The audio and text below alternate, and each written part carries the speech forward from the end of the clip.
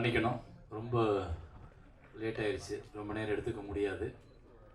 So இது autograph 21 வருஷம் கழிச்சு அந்த படம் ரிலீஸ் ஆகுதுன்றத டாப்பிக்கை கடந்து சேரனை பற்றிய பாராட்டுரையாகவும் சேரனை பற்றிய விமர்சன மேடையாகவும் இது மாறிவிட்டது. அது வரத்தான் செய்யும், அப்படி தான் இருக்கும். நம்ம இத்தனை வருஷம் கடந்ததில் எல்லா மனிதர்களையும் பார்த்துருக்கோம், எல்லா நல்லவர்களையும் பார்த்துருக்கோம், எல்லா தீய காரணங்களையும் பார்த்துருக்கோம், எல்லா பிரச்சனைகளையும் பார்த்துருக்கோம், எல்லாத்தையும் கடந்து வந்திருக்கோம். அதுதான் இந்த படம் சொல்லுது. உன்னை கடந்து போகிறதுக்கு அடுத்தடுத்து நீ நிறையா புதிய விஷயங்களை பார்த்துக்கிட்டே இருப்ப. அதனால எல்லா விஷயங்களையும் நீ எப்படி இருக்கியோ அப்படியே கடந்து போ. அதுதான் எனக்கு கற்றுக் கொடுத்தது லைஃப்.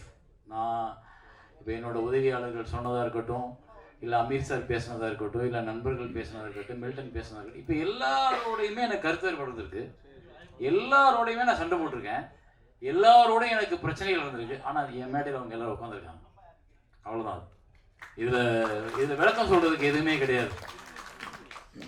நான் எப்படி பார்க்குறேன்னா, அது அவங்களால உணர முடியாது. நான் ஏன்னா அவங்களோட ரொம்ப வேற மாதிரி வாழ்ந்துட்டேன் என்னோட வாழ்க்கை. தெரியல, என் வீட்டில் சோறு இல்லைனாலும் என் வீட்டுக்கு அசிஸ்டன்ட் வந்துட்டாங்கன்னா அவங்கள சாப்பிட வச்சுட்டு நானும் என்னோட ஒய்ஃபும் பட்டினியாக படுத்துருவோம். ஸோ அதனால் வேணும்னு யாருக்கு எந்த தவறையும் செஞ்சதில்லை, வேணும்னு யாருக்கு எதையும் கொடுக்காம விட்டதில்லை. என்கிட்ட இருக்கும்போது கொடுத்துருக்கேன், இல்லாதப்ப நான் இல்லைன்னு தானே சொல்ல முடியும், இல்லாதப்ப நான் என்ன பண்ண முடியும்? ஆனால் இந்த சுதந்திரத்தை நான் அவங்களுக்கு கொடுத்துருக்கேன். இத்தனை வருஷம் பத்திரிகை நண்பர்கள்லேருந்து, ஊடக நண்பர்கள்லேருந்து, இயக்குநர்கள்லேருந்து, நடிகர்கள்லேருந்து எவ்வளவோ மேடைகள் பார்த்துருப்பீங்க. எந்த மேடையாவது ஒரு இயக்குனரை விமர்சனம் பண்ண உதவி இயக்குநர்களை பார்த்ததுண்டா? கிடையாது. ஆனால் நான் இப்போவும் அதை கொடுத்துருக்கேன். இன்னமும் நான் அவங்க கூட பேசுவேன், இன்னும் கூட கட்டி தழுவி போவேன். ஏன்னா அப்பனுக்கு தெரியும் பிள்ளைங்களோட குணம் என்னன்னு. அவ்வளோதான். எங்கள் அப்பா என்னை எப்படி வளர்த்தவரோ அது மாதிரி நான் அவங்களை வளர்த்துருக்கேன். அவங்களுக்கு எல்லா உரிமையும் இருக்குது. புரிதல் தாமதமாக தான் வரும். இயக்குனர் ஆகும் போதும், இயக்குனர் ஆனதுக்கு அப்புறமும், பிள்ளை குட்டிகள் பெற்று போட்டதுக்கு அப்புறமும். இப்போ பாண்டியன் சொன்னார்ல, என் அசிஸ்டண்ட்டு நான் டைரக்டர் ஆகும்போது தான் அது புரிஞ்சிச்சுன்னு. அதனால் உமாபதிக்கோ ராமகிருஷ்ணனுக்கும் இன்னும் கொஞ்சம் லேட்டாக கூட புரியலாம். அவ்வளோதான். ஸோ வந்து இருந்த உங்களோட அன்பு எனக்கு மகத்தானது. ஏன்னா அன்னையிலேருந்து இப்போ வரைக்கும் என்னுடைய படங்களாக பார்த்துக்கிட்டு இருக்கீங்க. என்னை மனுஷனாக பார்க்குறது இல்லை. இங்கே யாரும் அது பார்க்க வேண்டிய அவசியமும் கிடையாது. அவங்கள பாதுகாத்துக்கிறதுக்கு அவங்களுக்கு தெரியணும். அவங்கள இன்னொருத்த பாதுகாக்கின்ற கட்டாயம் கிடையாது. நான் இங்கே இருக்க யாரையுமே பாதுகாத்துட முடியாது, நான் என்னையத்தான் பாதுகாத்துக்க முடியும். ஸோ நீங்கள் இந்த திரைப்படம் 21 வருஷங்களுக்கு அப்புறம் இந்த ஜென்ரேஷனுக்கு போய் சேர்றதுக்காக என்ன பண்ணியிருக்கோம், இந்த படத்தில் என்ன இருக்குது, இந்த படம் அவங்களுக்கு என்ன சொல்லும். நான் அப்படி தான் படம் எடுப்பேன். படம் எடுக்கும் பொழுது வியாபார நோக்கம் மட்டும் எடுத்திருந்தா நான் என்றைக்கோ காணாமல் போயிருந்திருப்பேன். பெரிய வெற்றியை கொடுத்துருப்பேன், 5 படம் பெரிய ஹீரோவோட ஒர்க் பண்ணியிருப்பேன், அப்புறம் காணாமல் போயிருப்பேன். ஆனால் இன்னமும் என்னுடைய படம் எங்கேயோ ஒரு இடத்துல, என்னோட சமூகத்தில், என்னோட பக்கத்தில் யாரையோ ஒருத்தர் இந்த படம் கையை பிடிச்சி கூட்டி போய் ஒரு கரையை சேர்த்து விட்டுருச்சுன்னா அது என்னோட வெற்றி. அப்படி தான் நான் ஒவ்வொரு படத்தையும் உருவாக்கியிருக்கேன். இந்த படம் கூட அதுதான். நீ எந்த தோல்வியாக இருந்தாலும் கடக்கலாம். காதல்ன்றது நான் எடுத்துக்கிட்ட ஒரு ஆயுதம். இந்த படம் எந்த தோல்வியாக இருந்தாலும் கடக்கும் மனநிலை ஒவ்வொரு மனிதனுக்கும் இருக்கு. நீ எங்கேயுமே சோர்ந்து போயிடாத அப்படின்னு சொல்றது தான். அதுதான் எனக்கே பாடமாக போச்சு. ஒவ்வொரு பூக்களுமே பாட்டால் நான் நிறைய வாட்டி பாடியிருக்கேன், ஸ்னேகா நிறைய வாட்டி பாடியிருக்கோம், அமீர் நிறைய வாட்டி பாடிப்பார், ஸ்னேகா நிறைய வாட்டி பாடிப்பார். அவங்களுக்கு அது போகும். தோல்வி எல்லா மனிதனுக்கும் இருக்கும். அதை தாண்டி ஜெயிக்கும் போது இல்லை நமக்கு ஒரு சந்தோஷம், நமக்கு ஒரு அகம்பாவம், நமக்கு ஒரு திமிரும், நமக்கு ஒரு அப்படி எல்லாரையும் இப்படி பார்க்குற தன்மை இருக்குல்ல, அதுதான் நம்மளோட உழைப்புக்கு நம்ம கிடைக்கிற அங்கீகாரம். அதை இந்த படம் பார்க்கும்போது ஒவ்வொருத்தருக்கும் கொடுக்கும். அதை தாண்டி நான் இந்த படத்தை இப்போ ரிலீஸ் பண்ணுறதுனால ஒன்றும் சாதிச்சிட போகிறதில்ல. இது எதுக்கு திரும்ப பார்க்குறவங்களுக்கு இன்னொரு, ஏன்னா இன்னைக்கு ஜென்ரேஷன் எப்படி இருக்குன்னு நமக்கு தெரியும். அந்த ஜென்ரேஷனை எங்கேயோ ஒரு இடத்துல இதை படத்தை பார்த்துச்சுன்னா அவங்களுக்கு வேற ஒரு யோசனை தோணும். அவ்வளோதான். நம்ம விதைச்சிக்க மட்டும்தான் முடியும்.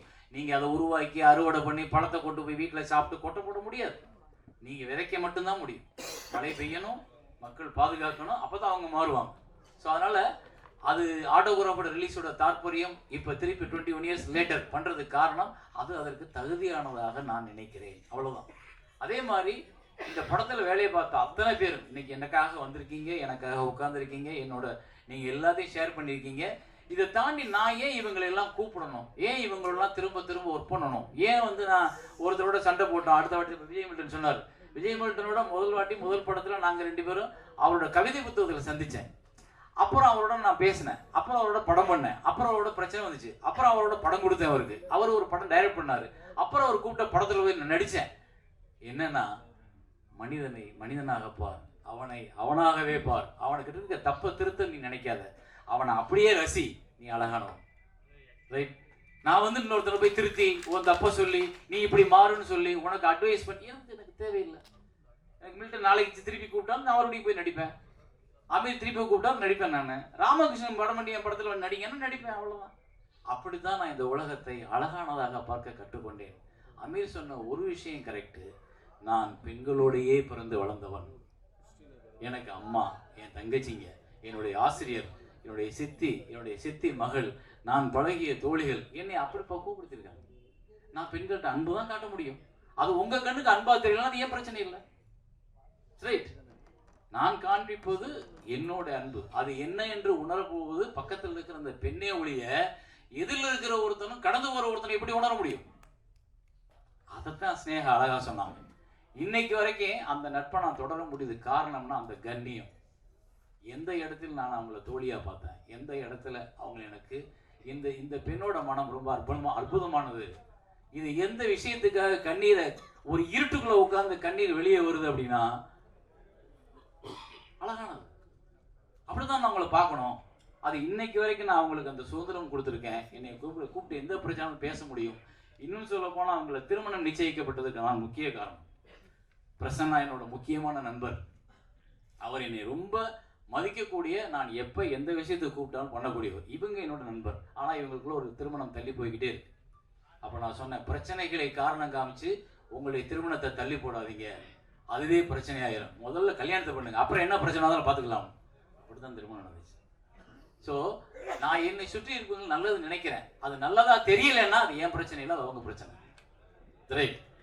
அப்புறம் இந்த ஊடக நண்பர்கள் எல்லாருக்கும் நான் சொல்லிக்கிறது, இப்போ இந்த ஆட்டோகிராஃப் வந்தப்போ உங்களுடைய அர்ப்பணிப்பு ஒரு திரைக்கதையை, ஒரு திரைப்படத்தை விமர்சிக்கிறதுல, ஒரு திரைப்படத்தை கொண்டாடுறதுல, அது இன்னைக்கு வியாபார சூழலா மாறினதுக்கு அப்புறம் மாறிட்டு தான் நான் நினைக்கிறேன். அதுக்குள்ள ஒரு உண்மைத்தன்மையை, ஒரு ஒரு ஒரு ஒரு நல்ல திரைப்படத்தை கொண்டு போய் மக்களை எப்படியா, நீங்க நம்ப மாட்டீங்க, 2 நாள் கூட்டம் இல்லை, 3வது நாள் திரைப்படத்தை பத்தின விமர்சனங்கள் எல்லா பத்திரிகையிலும் வரும்பொழுது கூட்டம் கூடிச்சு. அந்த திரைப்படத்தை கொண்டாடினாங்க. தவமாரி தவம் இருந்த வந்து 57 மார்க்கு ஆனந்த விடல போட்டதுக்கு அப்புறமும் ராம்ஜி சார் 4 பக்கம் விமர்சனம் அப்படி பெருசா போடுறாரு.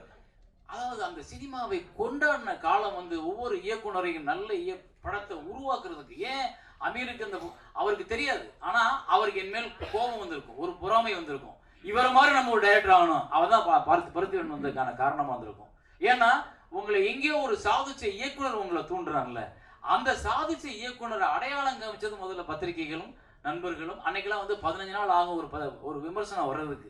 அந்த 15 நாள்ல மவுத் டாக்ல போகும். ஆனா அந்த விமர்சனம் வந்ததுக்கு அப்புறம் அப்படி பத்திக்கிறோம். முதல் மரியாதை ஒரு வாரத்துல ஒண்ணுமில்லை என்ன படம் 170 days அடிச்சு கொண்டாடப்பட்டது காரணம் பத்திரிகைகள் முதல்ல நடுநிலையான, நல்ல தர்மமான, நேர்மையான சிந்தனைகளோட முதல்ல விமர்சனங்களும் எல்லா இதுக்கு இருந்தது. இன்னைக்கு அது எங்கேயோ எப்படியாவது அப்படின்னு ஒரு இன்னைக்கு ஆன்லைன் எடுத்துக்கிட்டு அவ்வளவு மார்க்கெட்டிங், எல்லாமே மார்க்கெட்டிங்கா போனோன்னு மனிதத்தை நம்ம இழந்து விட்டோமோன்னு தோணுது. அந்த மனிதத்தை திருப்பி மீட் எடுக்கிறதுக்கு நீங்க எல்லாருமே சப்போர்ட் பண்ணணும். மற்றபடி இந்த படத்துல என்ன சொல்றது, எல்லாருக்கும் என்னோட நன்றி. இது 21 வருஷத்துக்கு அப்புறம் வந்ததுன்றது என்னால் நம்ப முடியல. ஏன்னா அவர் சொன்ன மாதிரி தான் நான் திரும்ப உட்காந்து எடிட் பண்ணும்போது இந்த படத்தை வந்து நான் ஒரு 15 நிமிஷம் குறைச்சிருக்கேன். அப்புறம் வந்து இந்த படத்தை நான் கலர் கரெக்ஷன் வந்து ஃபுல்லா இந்தன்னைக்கு உள்ள சூழலுக்கு மாத்திருக்கேன்.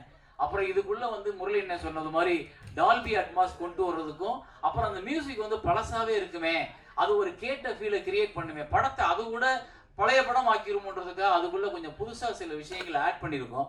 ஸோ நான் பார்வையாளர்களை எங்கேயும் ஏமாத்த நினைக்கல. பார்த்த படம் தானே, போட்டா ஓடிடும், காசு வாங்கிக்கலாம், ஒரு 10 லட்ச ரூபா வந்தா லாபம் அப்படின்னு நினைச்சிடல. நான் ஒரு 50 லட்சத்தை செலவழிச்சு உங்களுக்கு நான் அதை எந்த விதத்திலையும் தொழிலில் ஏமாத்துறவனா இருக்காம உண்மையானவனா கொடுக்கறதுக்கு ஒரு படத்தை ட்ரை பண்ணியிருக்கேன். ஸோ அதை நீங்க பார்க்கணும், மக்கள்கிட்ட கொண்டு போய் சேர்க்கணும். நன்றி எல்லாருக்கும்.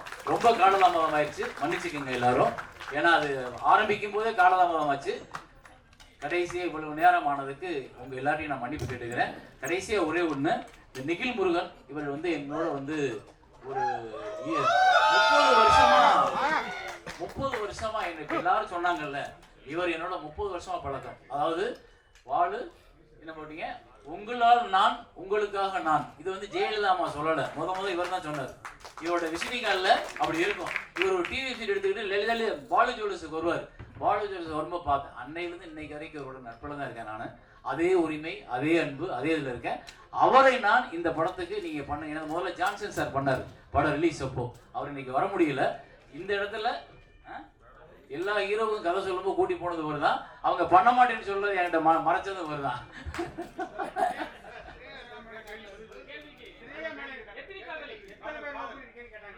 அதுக்கு இன்னொரு நாள் ஃபுல்லா பிரசாத்தை புக் பண்ணுவோம், அன்னைக்கு நம்ம பேசுவோம். அப்ப நிறைய இருக்கு, நான் அவங்களையும் வர சொல்றேன் எல்லாத்தையும். எனக்கு ஒண்ணு நான் யார் ஒன்றையும் சண்டை போடல, அவங்க எல்லாரும் நான் கூட்ட வருவாங்க, எல்லாரும் இருக்காங்க. அப்புறம் இந்த இடம் 2 விஷயத்துல முக்கியமானது, அதை நான் ஞாபகப்படுத்த ஒரே ஒரு 2 நிமிஷம். இந்த திரையரங்கத்துல தான் படத்தோட காப்பியை திரு பாலு மகேந்திரா அவர்கள் அந்த கடைசி சீட்ல உட்கார்ந்து பார்த்தார். அவர் மட்டும், யாருமே கிடையாது. நாங்க அவர் படம் பார்த்து முடியறதுக்காக அங்க நின்றுட்டு இருக்கோம். படம் முடிஞ்சிருச்சு, அவர் இப்படியே உட்கார்ந்துருக்காரு. சரி, அவரு அதுல இருந்து வெளியே வந்து வரட்டும்னு உட்காந்துருக்கேன், நின்றுட்டு இருக்கேன். அவர் அப்படியே உட்காந்துருக்காரு, அசைவே இல்லை, அப்படியே உட்காந்துருக்காரு. 10 நிமிஷம் ஆச்சு. 10 நிமிஷம் கழிச்சு நான் மெதுவா அப்படி நடந்து இந்த இடத்துல வந்து நிக்கிறேன். அசைவு இல்லை. எனக்கு கொஞ்சம் பயமும் வந்துச்சு.